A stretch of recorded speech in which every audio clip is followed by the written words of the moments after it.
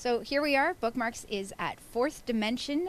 It's a comic book store in Newmarket on Main Street, and I have with me today Stephen Gilbert, who is the owner, proprietor, and knows everything about the comic books in the store and beyond.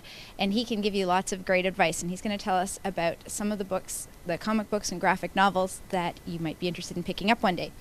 Hi, Stephen. Thanks. Hi. Welcome to Bookmarks. Oh, it's nice to be here. Thank you.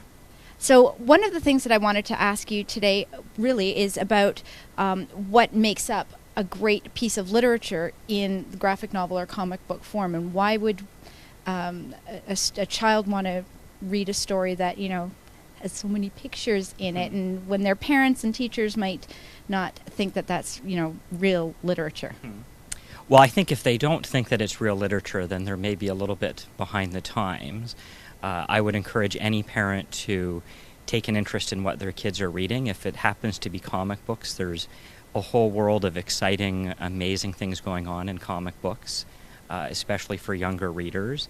As far as the literary element of comics goes, I think that comic books and graphic novels can achieve any level of literary achievement that mainstream books can achieve, or films, or any other artistic medium.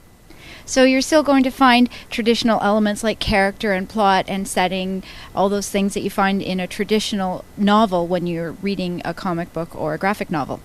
Absolutely, yes. I think any of that, from literary themes, allegory, metaphor, all of that sort of stuff, to great characterization. The writing quality of comic books has, I think, gone through the roof in the last few years. It amazes me how good the quality of the writing of comic books are. On top of that, there's just gorgeous artwork all throughout the medium. So some of the criticisms that there have been leveled against the graphic novel or the comic book is that you don't always have things left to your imagination because there are all these pictures involved. And just like television or movies, they say, oh, well, you can't imagine it because it's all there for you. But really, that's not exactly the case with the comic book or the graphic novel.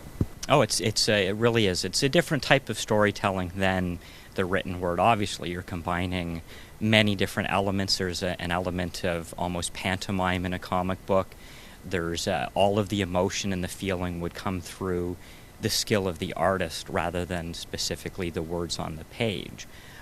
So all of that can factor into, I think, the quality of a comic book.